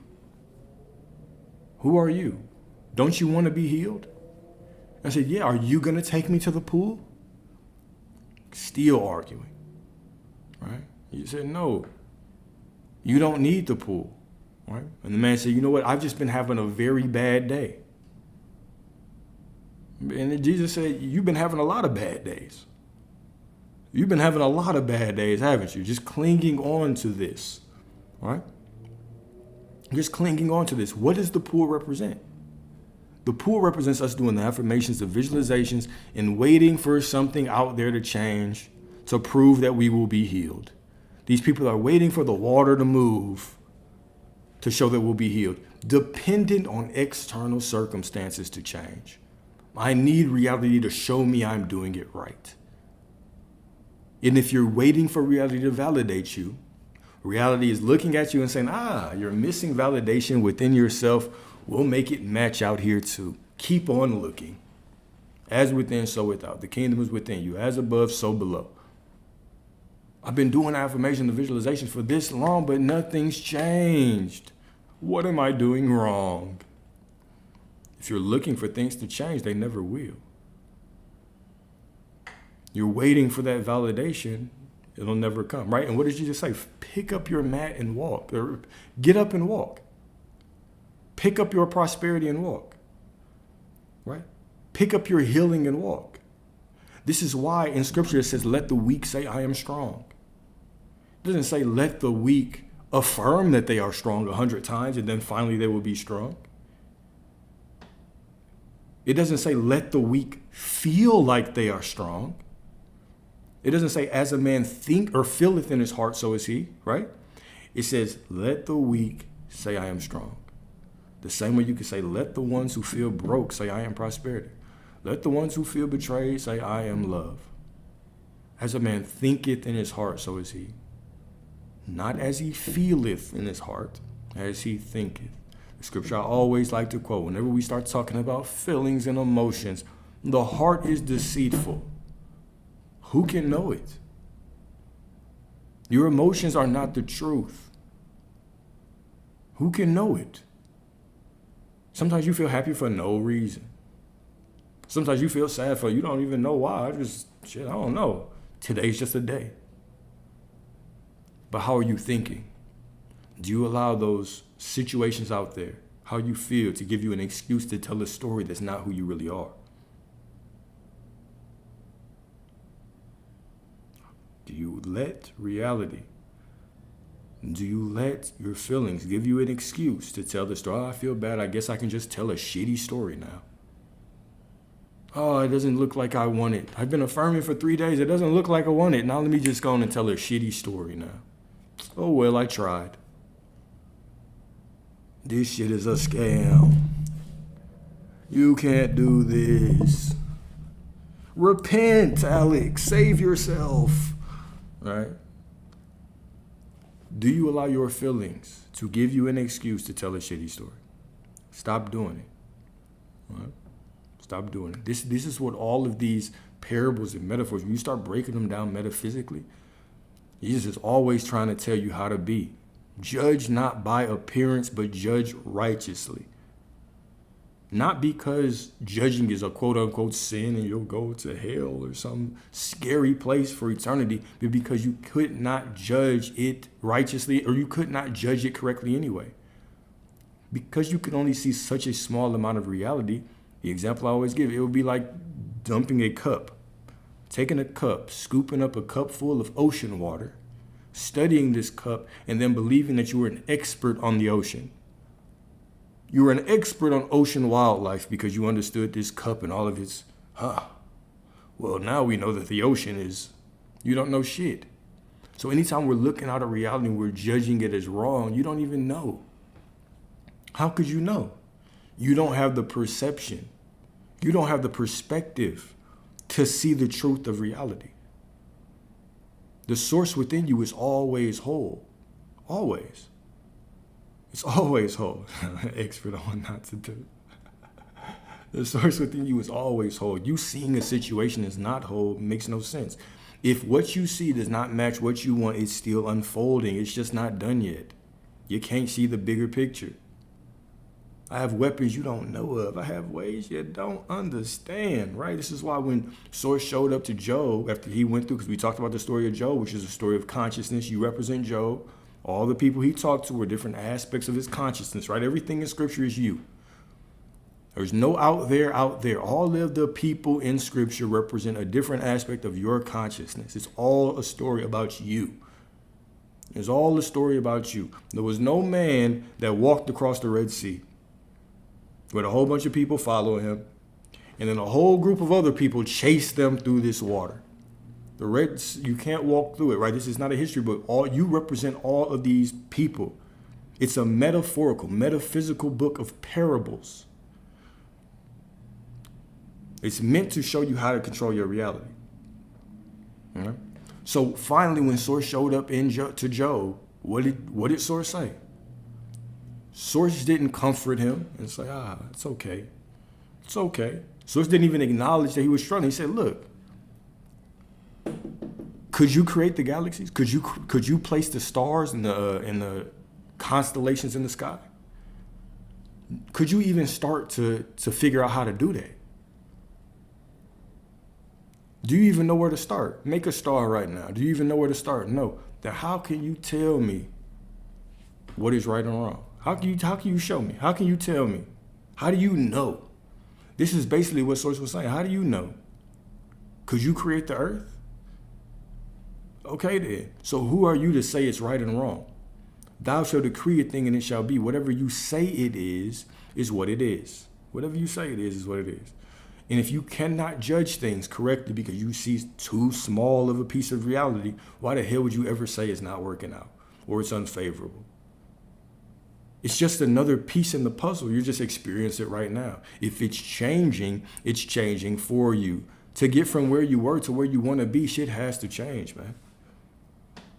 It has to change. So start looking at every change as positive. Every change is for you. Judge righteously, not by appearance. We're given very simple instructions on how to do this. Very simple instructions. Okay? Cool.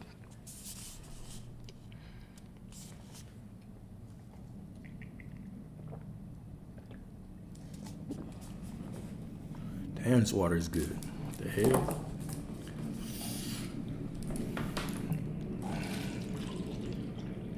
You hear that? You heard that perfect pour? I know y'all heard that perfect pour right there. Tell me that water don't sound good. That water saying, come to me, drink me. I want more of you, Alex. I want more of you too, baby.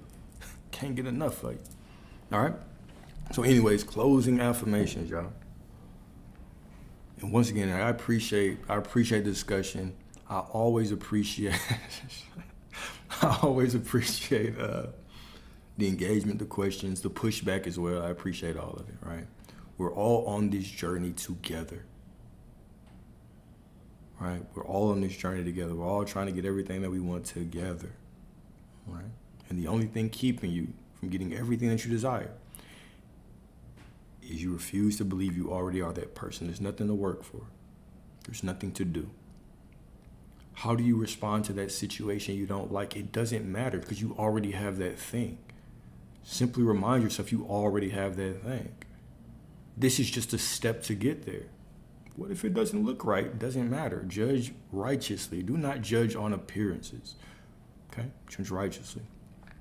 So this concludes on how to manifest by doing nothing. So closing affirmations. Number 1, sit back and enjoy these, right? Sit back and enjoy these. Feel these, know that they already are you, okay? I do not strive to earn what I already am. I do not negotiate with the universe for what I know is mine by divine inheritance.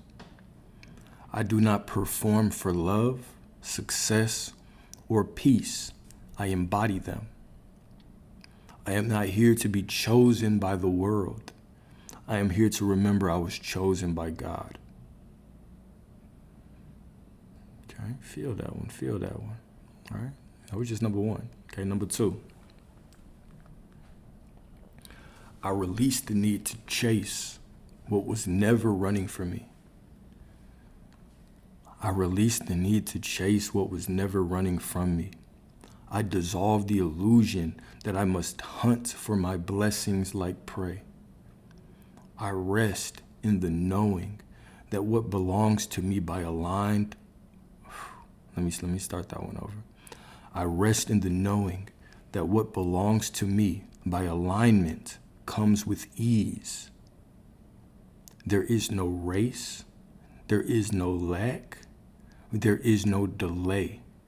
There is only divine timing unfolding through my surrendered presence. How do you surrender? Just say the word. I surrender and let the divine flow through me. Okay? Next, I remember that I am not the beggar at the door of destiny. I am the door.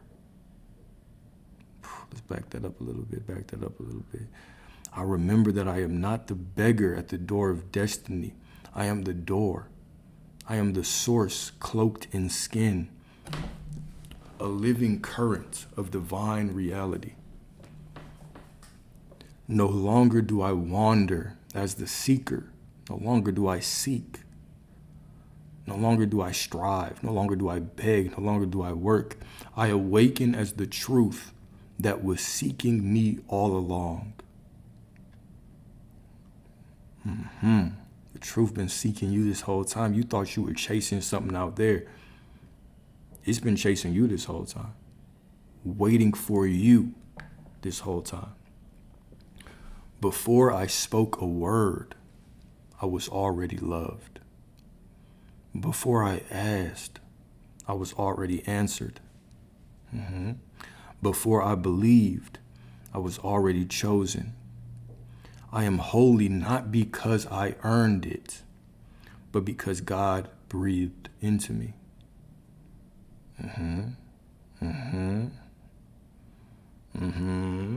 Okay. Two more, all right? I do not speak or move to beg, plead, or convince. I speak as one who knows that heaven is within. My words are not requests, they are resonance.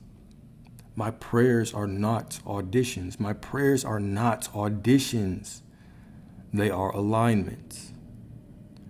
I do not summon miracles. I don't summon miracles. I reveal them because they are within me, right?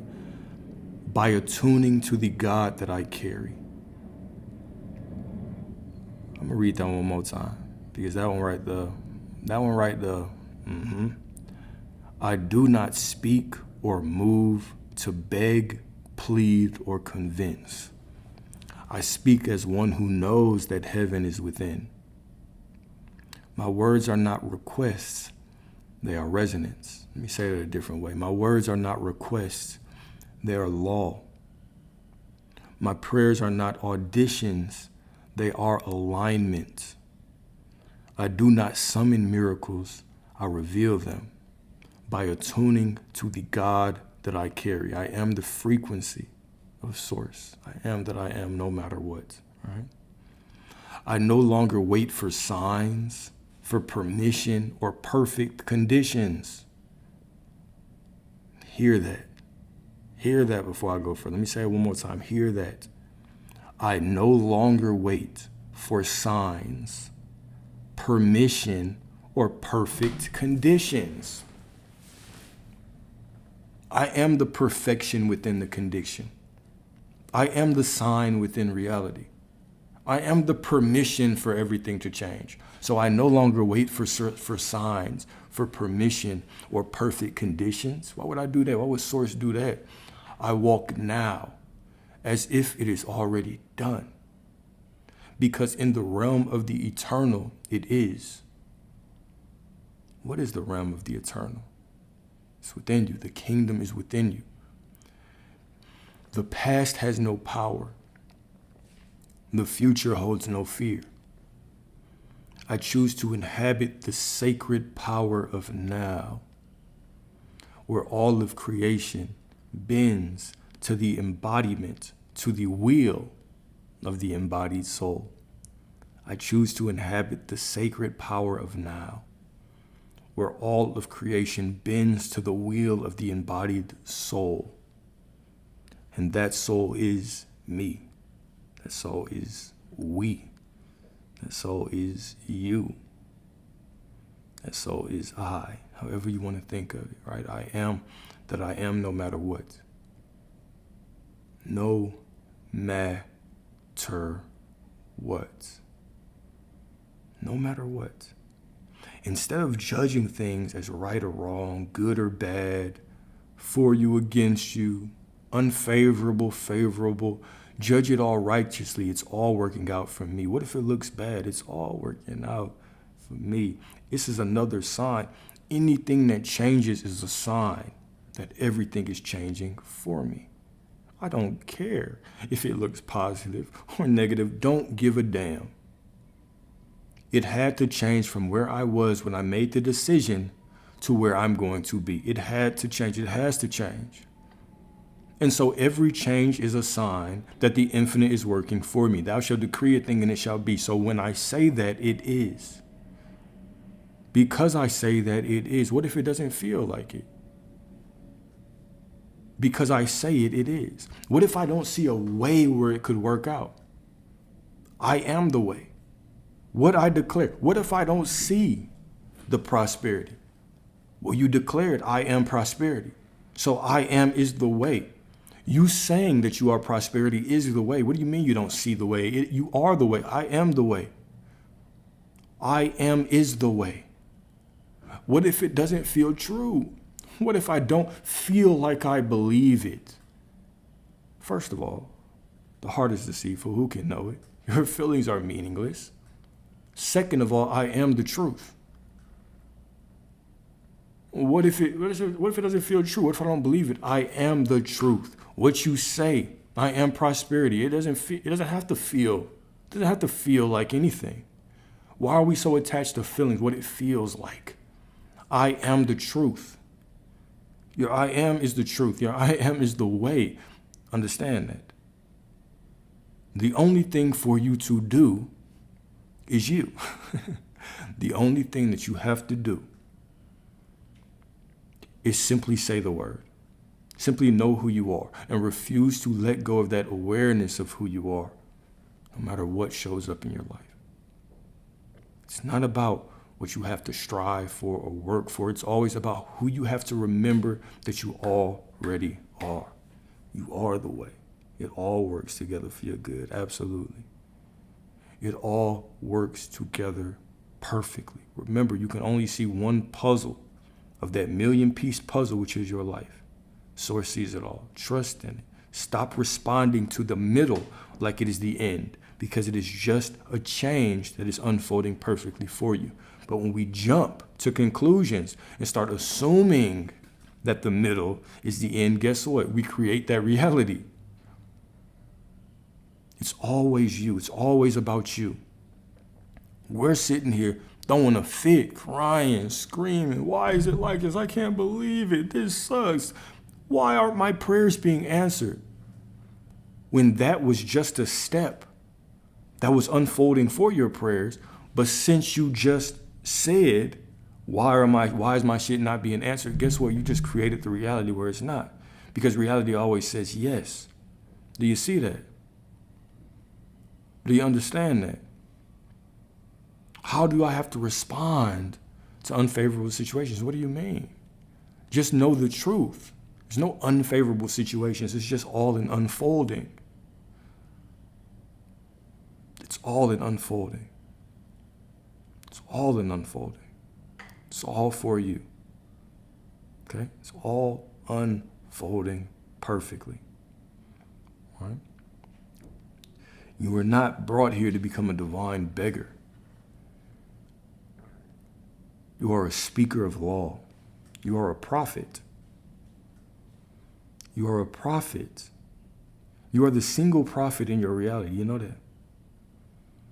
I'm going to say that one more time. I want you to really, really understand this one. You are the only prophet in your reality. You speak law in your reality. Everything you're experiencing right now is a product of your declarations, your decrees. Everything. The people that have quote unquote betrayed you, a product of your decrees. The people that you can go on your phone right now and if you hit them up, before you get off the phone, they're going to be in the shower, they're going to be in the car waiting, speeding to you. That is your prophecy as well. How the world treats you, how your money looks. Everything is a product of your declarations. You are the prophet. You are the truth. But are your truths, are the decrees that you are speaking, okay? Are they in alignment with what you want? Or do those decrees come from people outside of you that told you that things are this way? And you held on to that belief without even questioning if that's how you want your reality to be or not. The truth is, most of our expectations are not ours. Most of the ways that we see reality, we learn from a parent, teacher, friend, ex, a book, TV, a movie, somebody else. So I'm not saying that we should just eliminate everything we hear from other people, but you should damn sure question it. You should damn sure question your expectations. Common example that I always give is with relationships. A lot of people come into this space for relationships. And, they'll say, I don't really know what's going on with this person, why they're acting like this. I've been trying to affirm and visualize. Okay, well, let's ask you a question. Is this the first time that something like this has happened to you? No. It typically happens, huh? All right, so let's start examining those expectations. Well, this is just how men are. This is just how women are. If we hold on to these extremely outlandish expectations, as if we can speak for all women or all men, it's going to make it even more difficult for us to have the reality that we want. Right? And I think, a lot of people think that I'm joking like that when I say this, but I've made a lot of videos kind of talking about the type of woman that I like. Right? Let's say that you like, let's say that you want a more sexually exploring woman or sexually exploring man, right? It would do no justice. It would make no sense for you to generalize all people that have a more vast sexual experience than your palates can handle as wrong, as bad, as incapable of being faithful. It would do no good for you to have that expectation. So number one, we have to make the decision, or we have to go within ourselves and say, what do I want? And once I figure out what I want, now I have to examine my relationships in regard to that. Right? If you want this man to, knock your weave behind the headboard, right? And you want him to be this sexual god, okay? And you believe that in order to get to that point, he's had some kind of experience. What good would it do for you to walk around thinking that all men are dogs? It would make no sense. It would make absolutely no sense. And vice versa, gentlemen. So I'm not saying that all beliefs are right or wrong. What I'm saying, all right, and I want to be clear on this. What I'm saying is that you owe it to yourself. You owe it to yourself to challenge your beliefs, to challenge your expectations, and make sure that what you want is in alignment with your expectations. To make sure that you're only holding on to expectations that lead to the life that you desire. If all your expectations were to come true, which they do, would you be happy with that life? When I say expectation, I'm not talking about the things you hope for. You can think all women ain't shit, and you can still hope that this one woman is faithful, and she's gonna prove to you what your expectations were. Hope is very frail when it stands up to expectations. Very frail. Okay. Anyways, y'all, I see you all as beautiful, as gods, as goddesses, as prosperous, as absolutely perfect.